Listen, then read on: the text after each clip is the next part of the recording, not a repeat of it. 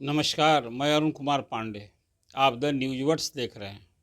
रोज की तरह आज चाय के साथ अखबार की सुर्खियों पर कुछ अपनी बात को लेकर आपके सामने हूँ। आज 12 दिसंबर है, बृहस्पतिवार। पहले अखबार की सुर्खियों की ही चर्चा करूँ। आज बिहार के अखबारों में एक बड़ी खबर है कि आंगनबाड़ी केंद्रों में कोई 94 लाख बच्चे पढ़ते हैं और उस सभी बच्चों को मार्च तक आधार कार्ड बनना है। इसके लिए एक विशेष अभियान शुरू किया गया है और वो ये कि सभी आंगनबाड़ी केंद्रों को सरकार की योजना है कि सबको वहाँ आधार सेवा सुलभ करावें। उसी केंद्र पर सबको आधार कार्ड बनाने के लिए वहीं आधार सेवा से अभी 76,000 आंगनबाड़ी केंद्र जोड़ दिए गए हैं और उसमें कोई 30 लाख से अधिक बच्चों का आधार कार्ड बन गया है। 94 लाख बच्चों को बनना है। तो ये इसी तरह से स्कूल के बच्चे को लेके अपार करके भी एक आधार कार्ड बनना है। और ये है कि स्कूल में सारे बच्चों का उनका जो बायोडाटा है वो आधार कार्ड से लिंक होगा। सारी सरकारी योजनाएं अब तो मिलती है, उसमें बच्चों के लिए या जो कहिए उसमें आधार का लिंक होना ज़रूरी होता है। और एक मोटा मोटी इससे सरकारी स्कूल में पढ़ने वाले बच्चों का या प्राइवेट स्कूल में जो बच्चे पढ़ते हैं उन सब का एक लेखा जोखा भी सरकार तैयार करने जा रही है। इसलिए अब बच्चों से ही आंगनबाड़ी केंद्रों में तो 6 साल तक के ही बच्चे पढ़ते हैं, तो अब सबका आधार कार्ड बनना है। तो ये खबर है कि अब सभी गार्जियंस को भी इसमें सहयोग करना है कि अपने बच्चों का आधार कार्ड समय रहते बनवा लें, जो आंगनबाड़ी केंद्र में बच्चे भेज रहे हैं पढ़ने के लिए। तो ये एक आपके लिए बड़ी खबर है। अब दूसरी खबर अखबार की सुर्खियां हैं कि आप सभी जानते हैं कि 1 दिसंबर से 1,47,000 शिक्षकों की काउंसलिंग हो रही है। अब इस काउंसलिंग में जो खबर आई, अभी प्रधान शिक्षकों की काउंसलिंग पूरे बिहार में 250 के स्लॉट करके रोज़ इस तरह से किया जा रहा है। उसमें कई ज़िलों में ये शिकायत आ रही है कि जो इस काउंसलिंग में डॉक्यूमेंट वेरिफिकेशन जो लोग कर रहे हैं, जो अधिकारी कर्मचारी को लगाया गया है, बहुत जगह शिक्षकों से अब वो नाजायज़ पैसा की वसूली की भी बात हो रही है। किसी चीज़ के लिए कोई आपत्ति कर दी कि आपका ये नहीं मिल रहा है, किसी का थंब इम्प्रेशन नहीं मिल रहा है, तो ये करके कहीं ना कहीं ये जब शिकायत सुनने को मिली तो मधुबनी में तो बाज़ाब्ता वहाँ के जिला शिक्षा पदाधिकारी ने वैसे कर्मचारियों के खिलाफ शोकॉज नोटिस दिया है। उसमें 3-4 कर्मचारियों के नाम सामने आए हैं। कल मैं देखा एक चिट्ठी सामने, तो उसमें ये था कि वहाँ ये शिकायत मिली कि किसी शिक्षक से 4,000 मांग रहा था, किसी से कोई 2,000 मांग रहा था। इसी तरह से शिक्षकों से कुछ न कुछ ऑब्जेक्शन करके अब पैसे मांगे जा रहे हैं। तो बड़ी गंभीर बात है। मेरी तो समझ है कि ऐसे कर्मचारी सचमुच जो सरकार का इतना पायस इंटेंशन से अब सबका डॉक्यूमेंट वेरिफिकेशन होना है, तो अनावश्यक एक प्रॉब्लम करके शिक्षकों की प्रताड़ित करने का एक सवाल है या दोहन का सवाल है। इसको सख्ती से रोका जाना चाहिए। ऐसे कर्मचारी जहां भी चिन्हित किए जाएं तो उसके खिलाफ कठोर से कठोर कार्रवाई होनी चाहिए। अभी तो उनसे शोकॉज किया गया है। ऐसे कर्मचारियों को सेवा से बर्खास्त किया जाना चाहिए। तो ये एक बड़ा गंभीर मसला है और इसी तो मधुबनी से तो बाज़ाब्ता वो चिट्ठी निकली तो ये बात आई, लेकिन इस तरह की शिकायत का और कई ज़िलों में मिल रही है। सरकार को इसको देखना चाहिए। पूरे दिसंबर ये भी चलना है। प्रधान शिक्षक जो 38,000 चयनित हुए हैं, जिनको क्लास 1 to 5 में जिनकी पोस्टिंग होनी है प्रधान शिक्षकों को, उसी तरह से 6,000 हेडमास्टर का भी काउंसलिंग होगा, डॉक्यूमेंट वेरिफिकेशन होना है। फिर द्वितीय चरण में जो सक्षमता परीक्षा उत्तीर्ण है उनका होना है और इसी तरह से फिर थर्ड फेज में जो बीपीएससी से चयनित शिक्षक हैं उनका होना है। तो कुल मिलाजुलकर सरकार को इस पर बड़ी गंभीरता से और कठोरता से ऐसे कर्मचारियों के खिलाफ एक और खबर है आज अखबार की सुर्खियां बनी है। आप सभी जानते हैं कि प्रथम चरण में जो सक्षमता परीक्षा देने वाले 1,87,000 शिक्षकों में जिस दिन मुख्यमंत्री ने ये बांटा समूह का प्रमाण पत्र, नियुक्ति पत्र, तो उसमें 1,14,000 का ही उस दिन कंप्लीट हुआ था। उस दिन 47-48,000 शिक्षकों का काउंसलिंग लंबित था। अब वो अभियान चलाकर शुरू हो रहा है तो 40,000 शिक्षकों का तो हो गया है। अभी 8,000 शिक्षक बचे हैं और उसमें एक हैरानी की बात है ये 8,000 शिक्षकों में अब उनका जो सर्विस बुक है उसमें किसी का नाम गड़बड़, किसी का आधार कार्ड नंबर गड़बड़, कई तरह की इस तरह की भी जो हैरानी होती है। जो वर्षों से शिक्षक काम कर रहे हैं, नियोजित शिक्षक, उनको हर महीने वेतन मिल रहा है, सब कुछ छानबीन हुई है उनकी कई बार, फिर कैसे उनका नाम, आधार कार्ड और कई तरह की विसंगति सामने नहीं मिल रहा है, जिसके कारण लटकाया गया है। तो सरकार ने इसको भी बड़ी गंभीरता से लिया है। और ये एक दैनिक अखबार में ये जब खबर छपी है, उससे देखने से मालूम पड़ा कि इसको भी सरकार बहुत गंभीरता से ली है। और ऐसे मामले में 8,000 ऐसे शिक्षक हैं जिनको कि अभी राज्यकर्मी का दर्जा नहीं मिला है। इसके कारण अब इसको सरकार ने वैसे 22 जिलों के डीओ को नोटिस जारी हुआ है कि भाई आपके यहाँ क्यों पड़ा हुआ है। इसमें अधिसंख्य मामले कहीं डीपीओ के यहाँ और कहीं डीओ के यहाँ हैं। तो सरकार को इसको भी बहुत गंभीरता से देखनी चाहिए। और अब जानते हैं कि ऐच्छिक पोस्टिंग के लिए आवेदन लिए जा रहे हैं 15 दिसंबर तक। अब उस सभी शिक्षकों का जो आवेदन लिया जाएगा, लगभग 1 लाख शिक्षकों का आवेदन आना है, ये अनुमान की है सरकार। और फिर उसके बाद उसकी पोस्टिंग होगी तो विभाग में जो जिन कर्मचारियों को, ठीक है सब काम कंप्यूटर से हो रहा है, ऑनलाइन भी सब होगा, लेकिन उसको ऑपरेट करने वाले कौन लोग हैं? फिर कोई व्यक्ति ही इसको ऑपरेट करता है। तो कहीं इस सब को भी सरकार को बहुत गंभीरता से देखनी चाहिए कि कहीं इसमें कहीं कोई गड़बड़ी फिर ना हो। कि अब किसी का नाम पोस्टिंग करने में, उसका पता पोस्टिंग करने में, उसका क्वालिफिकेशन पोस्टिंग करने में, उसका प्रशिक्षण का कब लिया, कब नियुक्ति हुई, कुछ इस सब तरह की गड़बड़ी के कारण ये 8,000 शिक्षकों का लंबित पड़ा है। तो आगे ये गड़बड़ी नहीं हो, ये सचमुच में एक ध्यान देने योग्य बात है। ये सरकार को इसे गंभीरता से निश्चित रूप से देखना चाहिए। खेल प्रेमियों के लिए एक बिहार में अच्छी खबर है, वो ये कि पटना का मोइनुल हक स्टेडियम, जिसके बारे में मैंने पहले भी आपसे चर्चा की थी, क्या वो अंतर्राष्ट्रीय मानक का स्टेडियम बनने वाला है।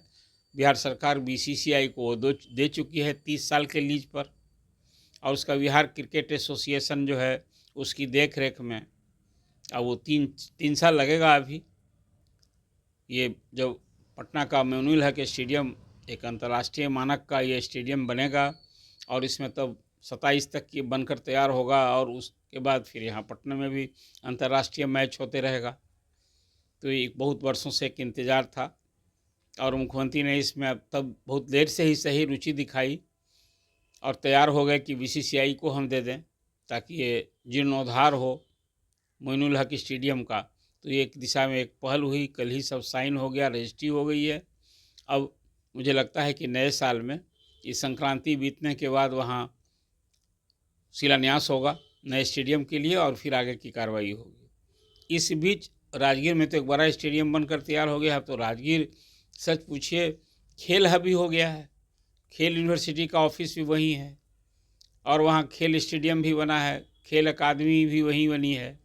तो वहाँ अब अंतर्राष्ट्रीय मैच का आयोजन होगा। ये सरकार इस दिशा में भी बिहार क्रिकेट एसोसिएशन पहल करने जा रहा है। इस बीच में आप सभी जानते हैं कि बिहार में खेल प्रतिभा प्रतियोगिता स्कूलों में जो बच्चों में ये शुरू किया है सरकार ने, और उसमें सरकार का है कि खेल को भी हम बढ़ावा दें और जो मेडल लावे उसको हम सीधे नौकरी दें। एक योजना सरकार ने शुरू की है, और इस दिशा में भी मैं मानता हूँ कि एक अच्छी पहल है। खेल प्रतिभा को तो देना ही चाहिए, और इसके लिए है कि 40,000 से अधिक सरकारी माध्यमिक और उच्च विद्यालयों में ये अभी मशाल जुलूस का आयोजन शुरू हुआ है, जिसमें 50 लाख से अधिक विद्यार्थी, 60 लाख से अधिक विद्यार्थी शरीक होंगे, और 10 करोड़ पुरस्कार की राशि बांटने जा रही है सरकार। ये जो खेल प्रतिभा में जो टॉपर होंगे उनको ये देगी। और जानते हैं अभी कि इसमें 25 उत्कृष्ट खिलाड़ियों को प्रतिवर्ष 20 लाख रुपए सरकार देगी। उसी तरह से जो सक्षम उभरते जो 200 खिलाड़ी होंगे उनको प्रति अभ्यर्थी प्रतिवर्ष 5 लाख रुपए देगी, और प्रेरणा के लिए चयनित 500 खिलाड़ियों को प्रतिवर्ष प्रति अभ्यर्थी 3 लाख रुपए देगी। तो ये खेल प्रतिभा खोजो जो अभी प्रतियोगिता शुरू हुई है, इसका ये जब चयन होगा तो ये होगा, और अंत में सरकार का ध्येय यही है कि मेडल लाओ नौकरी पाओ। और अभी तक इस दिशा में सरकार ने कोई 71 उत्कृष्ट खिलाड़ियों को सीधे सरकारी नौकरी दी है। तो खेल प्रतिभा के प्रति फिर अब पंचायत स्तर पर कोई 6,000 से अधिक पंचायतों में खेल मैदान विकसित करने के लिए सरकार ने एक योजना स्वीकृति है ग्रामीण विकास विभाग में। अब हर प्रखंड में भी योजना है कि हम खेल मैदान कहीं रखें। तो खेल प्रतिभा को बढ़ाने के लिए अब बिहार सरकार एक अच्छी पहल की है। ये आपके लिए खबर है। अब कुछ राष्ट्रीय स्तर की खबर हम जान लें। आप सभी जानते हैं अभी कि संसद का जो शरदकालीन सत्र चल रहा है, बीते दिन ये हंगामे की भेंट चढ़ती रही है। एक और जहां पीएम मोदी और अडानी के संबंधों को लेकर कांग्रेस के निशाने पर हैं, अडानी तो शुरू से ही निशाने पर हैं और इसके चलते सदन में हंगामा होता रहा है। कांग्रेस चाहती है कि गौतम अडानी जो दुनिया में खासकर नरेंद्र मोदी के कार्यकाल में, ये कांग्रेस की समझ है और कांग्रेस का आरोप है कि प्रधानमंत्री से जो उनके संबंध हैं, तो उनके संरक्षण के ही कारण अडानी ने बहुत सारा कुछ कहीं कोई पक्षपातपूर्ण तरीके से उनके प्रति उनको बढ़ावा देने के लिए बहुत सारे काम सरकार ने दिए। और अभी इसी सब सिलसिले में एक नया विवाद हो गया कि अमेरिका की अदालत ने गौतम अडानी के खिलाफ वहाँ गिरफ्तारी का वारंट जारी कर दिया। वो एक केस था, रिश्वत कांड है कि भाई सोलर पावर प्लांट लेने के लिए भारत के अधिकारियों को अडानी समूह ने 20,000 करोड़ से अधिक रिश्वत देने या पेशकश की बात की थी। इस समय अमेरिका के कोर्ट में खासकर अडानी समूह में जो निवेशक हैं उन्होंने केस किया था। अब ये विवाद भारत में हो रहा है और दूसरी ओर अब एक नया विवाद सत्ता पक्ष की ओर से शुरू हो गया कि सोनिया गांधी का अमेरिका के कारोबारी जॉर्ज रोसेस से संबंध है, जो भारत विरोधी रवैया है उनका, और वो फंडिंग करते हैं। ये आरोप है बीजेपी का, खास करके अभी भाजपा के अध्यक्ष जो राज्यसभा में सदन के नेता हैं जेपी नड्डा, उनका ये सीधा आरोप रहा है। तो 2-3 दिन से अभी हंगामे के बीच न संसद की कार्यवाही लोकसभा की चल रही है न राज्यसभा की चल रही है। अभी इसका गतिरोध कैसे दूर होगा? हम जहाँ संविधान के 75वां साल पर अभी कल ही 13 दिसंबर को दोनों सदन में बहस होने वाली है, विशेष बहस, ये दोनों में रजामंदी हो गई है। अब कांग्रेस तो कह रही है कि हम चाहते हैं कि सदन की कार्यवाही चले। अब सत्ता पक्ष रुकावट डाल रहा है, नहीं होने दे रहा है। अब वहीं सत्ता पक्ष का आरोप है कि अब अभी जो ये सब कुछ है सोनिया गांधी के खिलाफ जो ये मामला सामने आया है, तो कांग्रेस अवरोध कर रही है, हंगामा कर रही है। तो कैसे दूर होगा? और अब इसमें देखिए, अब राज्यसभा के सभापति जो उपराष्ट्रपति हैं जगदीप धनखड़ सैंडविच हो गए हैं। कांग्रेस ने उनके खिलाफ अविश्वास प्रस्ताव ला दिया है, वो एक अलग हंगामा की बात हो गई है। हालांकि ये सभी आप जानते हैं कि अभी राज्यसभा में और लोकसभा में सत्ता पक्ष एनडीए का बहुमत है, तो अविश्वास प्रस्ताव तो पास होगा नहीं। लेकिन अब 60 सदस्यों ने, विपक्ष के सदस्यों ने नोटिस दे रखी है और अविश्वास कहा है। और जो मल्लिकार्जुन खड़गे हैं वो तो सीधे आरोप कर रहे हैं कि भाई राज्यसभा के जो सभापति हैं जगदीप धनखड़, वो हेडमास्टर की तरह भूमिका निभाते हैं, अब विपक्ष की बात नहीं सुनते हैं। चाहे सीनियर मेंबर हो या जूनियर मेंबर हो, सबको फटकारते हैं, बोलने नहीं देते हैं। और एक तरह से कहिए कि वो एक पक्षीय व्यवहार उनका है। और इस सीधा एक आरोप ही खुलकर कर दिया है कि अब वो उनको उपराष्ट्रपति से राष्ट्रपति बनना चाहते हैं। इसके लिए वो सरकार के प्रति बहुत हमदर्द हैं और सरकार के पक्षधर हो गए हैं। तो कुल मिला कर अब कहिए कि सभापति के खिलाफ इस तरह की टिप्पणी, इस तरह का आरोप, फिर आखिर गतिरोध कैसे समाप्त होगा? मुझे तो लगता है कि इसको दोनों दल को, सत्ता पक्ष को भी और विपक्ष को भी, संविधान की रक्षा की बात दोनों कर रहे हैं और संविधान के आड़ में ये सब कुछ हो रहा है। आखिर क्या है दोनों को? यदि अडानी के भी मामले में अब तो संसद में बहस से ही गतिरोध दूर होगा, तो सरकार को तैयार होना चाहिए कि भाई चलिए हाउस में बहस हो जाए, और उसी तरह से सोनिया गांधी की इशू पर भी जो विवाद आया है उस भी बहस हो जाए। और दोनों को करने के लिए जेपीसी जांच करे। जेपीसी में तो दोनों सभी पार्टी के लोग रहते हैं। इसका गतिरोध दोनों होना चाहिए। कि इस तरह का जो सियासत हो रही है, ये तो देश का नुकसान हो रहा है।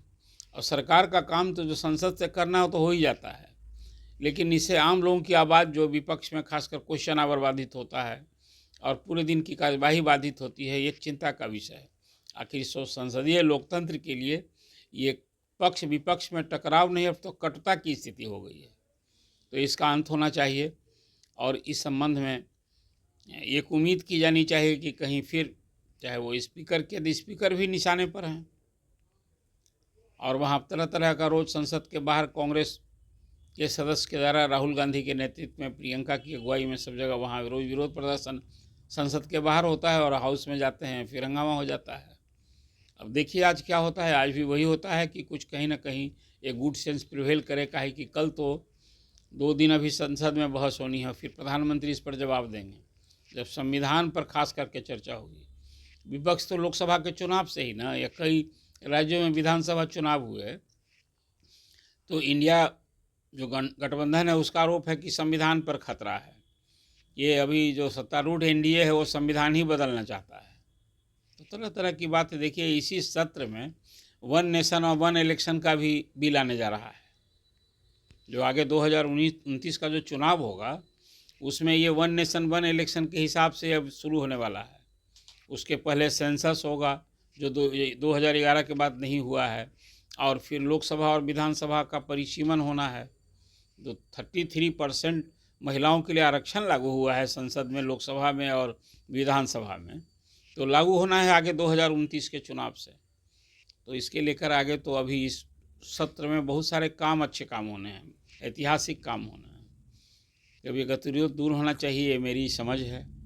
एक बिहार के लिए बड़ी दुखदाई खबर है जो अभी चर्चा में है। आप सभी जानते हैं कि समस्तीपुर के रहने वाले अतुल प्रभास इंजीनियर थे, या बंगलुरु में काम करते थे, और उज्जैन में उनकी शादी हुई थी उस परिवार से, और वो पत्नी के परिवार से, कहते हैं पत्नी की प्रताड़ना से, और उन्होंने आत्महत्या कर ली। 1-1.5 घंटे का एक ऑडियो वीडियो बनाया और वो सब जारी करके, और बड़ा लंबा चौड़ा सुसाइड का नोट लिखा, और कहा कि उनके खिलाफ दहेज हत्या के कोई, उस परिवार ने ससुराल वालों में 9 से अधिक केस किया।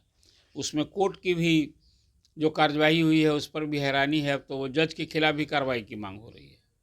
अब एक नई बहस छिड़ गई है, और आज ही जोधपुर में इसी तरह का एक और मामला सामने आया, जिसमें बरपक्ष परिवार से 3 व्यक्ति ने आत्महत्या कर ली है। अभी देश में कि बहस छिड़ गई है कि दहेज रोकने वाला जो कानून है, जिसमें खासकर लड़की पक्ष को प्रोटेक्शन दिया गया है, ये बात सही है कि ये कानून भी बना था। अब दहेज के लिए लड़कियों की हत्या हो रही थी, आज भी हो रही है, तो इसको रोकने के लिए कानून, मतलब इसका दुरुपयोग हो रहा है। अब इस पर एक बहस छिड़ गई है। अब मामला सुप्रीम कोर्ट में कहा गया है। सुप्रीम कोर्ट ने तो टिप्पणी की है कि दहेज हत्या का जो मामला है, ये दहेज खासकर प्रताड़ना के मामले में अब निचली अदालत को थोड़ा सा संयत से कहीं ना कहीं विचार करना चाहिए। कानून तो बना हुआ है, उसमें केस होने पर दहेज हत्या के मामले में, प्रताड़ना के मामले में बर पक्ष को ही समझिए कि कटघरे में सीधे खड़ा हो जाता है। तो अब एक नई बहस छिड़ी है। आज तो एक बात और मैंने देखा कि कंगना रनौत जो बीजेपी की सांसद हैं, फिल्म से वास्ता है उनका, उन्होंने तो कहा कि नहीं 99% केस में तो सचमुच में महिला ही प्रताड़ित होती है।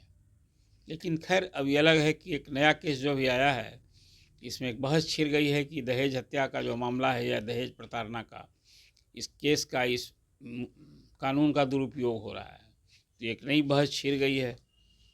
अब सबका इंतज़ार है, 15 दिसंबर से मुख्यमंत्री नीतीश कुमार जिला के संवाद यात्रा पर निकलने वाले हैं, और ये महिला संवाद का कार्यक्रम होगा।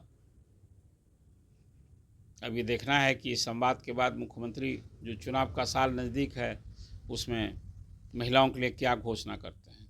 अभी फरवरी महीने में दिल्ली विधानसभा के लिए चुनाव होना है। अब वहाँ सत्तारूढ़ आप पार्टी है, उसके संयोजक पूर्व मुख्यमंत्री अरविंद केजरीवाल ने खासकर कल वहाँ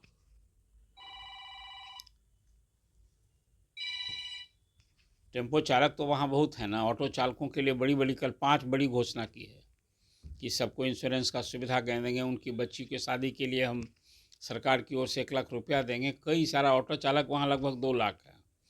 और ऑटो चालक जो दिल्ली के हैं ना, वो आप पार्टी की एक तरह से कहिए ब्रांड एम्बेसडर कहे जाते हैं।